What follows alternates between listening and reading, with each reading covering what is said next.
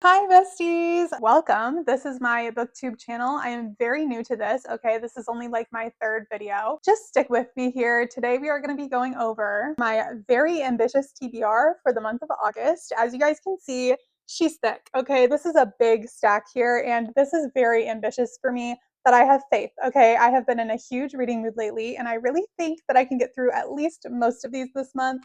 So let's get into it. Now, I know that summer technically lasts until September, but for me, summer ends with August. So we have to get through my last couple summer romances before the end of August, or else they're going to be sitting on my shelf for another year, and we cannot have that.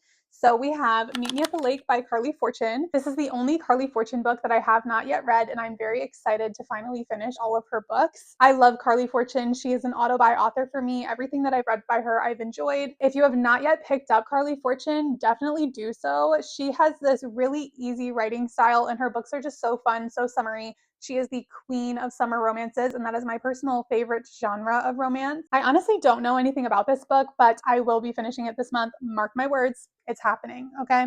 Next up, we have Promise Me Sunshine by Cara Bastone, another summer romance. Okay, these are the two that I have on my physical TBR.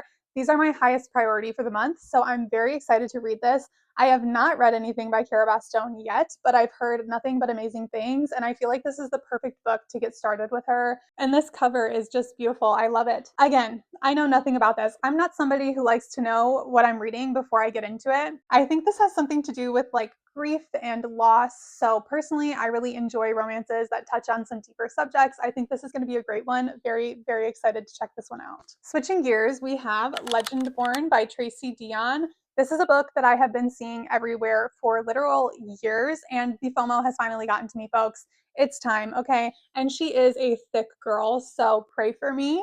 But I felt like we needed a little bit of fantasy to spice up the TBR this month, and I feel like what better one than Legend Born? I've been needing to get on the Tracy Deonn bandwagon for quite some time now, and I hear that this book is stunning. So very excited to check this one out as well. I believe this is a YA fantasy following a girl with some magical powers who's going off to college and kind of discovering herself and learning about her family and her lineage. Sounds like it's going to be fantastic to me, so we will definitely be reading this one this month as well. You guys will notice throughout this video that I have a very broad reading taste, okay? I like to read a wide variety of genres, so there's a little bit of everything here. The next book that I have is Kindred by Octavia E. Butler. I hear that this book is one of those that's like required reading. Everybody has to read this at least once in their life.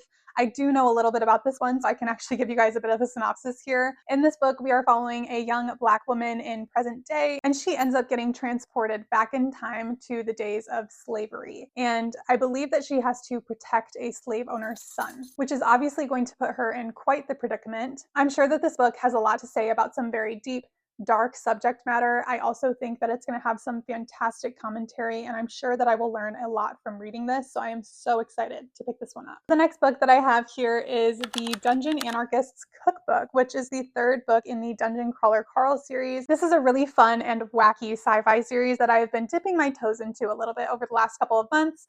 My plan is to read one of these per month until I'm done with the whole series. I think there's like 8 books out so far, and they are thick.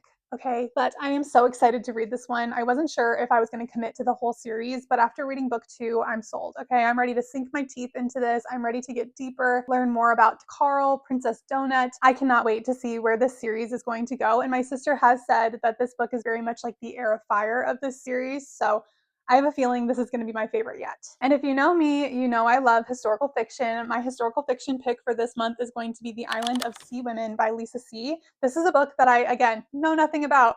Who's surprised? But I saw this at a used bookstore, and the bookseller there was raving about this book. She said that this is her favorite book of all time, and she really sold me on this. She also said that it has to do with a matriarchal society, which is something that I absolutely love, live for, eat down. Cannot wait to read this. I think this is going to be a really beautiful book, and I have a feeling that this one might be a 5-star for me, so very excited about this. And another thing about me is that I am a romance girly to my core. Romance, that's my roots, you know, that's where I developed my love for reading, is with romance books. So I have another one on this list, and that is The Love Hypothesis by Ali Hazelwood. I am also currently working on getting through all of Ali Hazelwood's backlist. This is the next one that I need to get to, and again, don't know anything about this.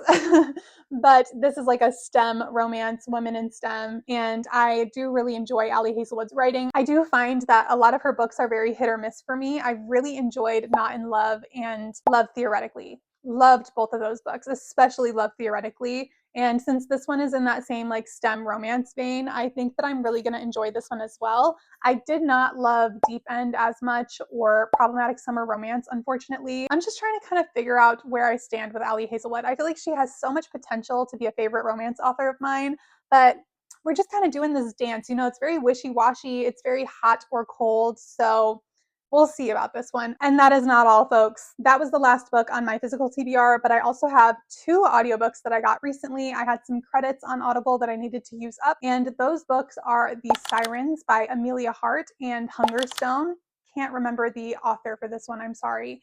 But I'm very excited about both of these. On the one hand, we have what I have heard is a very atmospheric fantasy book. I really enjoyed Wayward by Amelia Hart, so I'm sure that I'm going to love The Sirens just as much.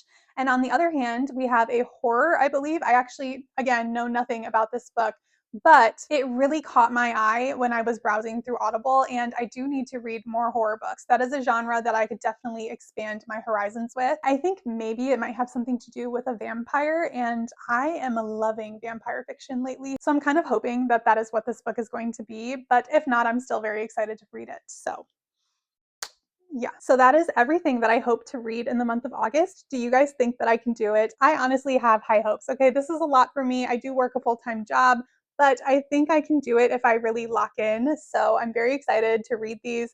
Let me know if you guys have read any of these. What are your thoughts on them? And I will see you next time. Thank you so much for watching.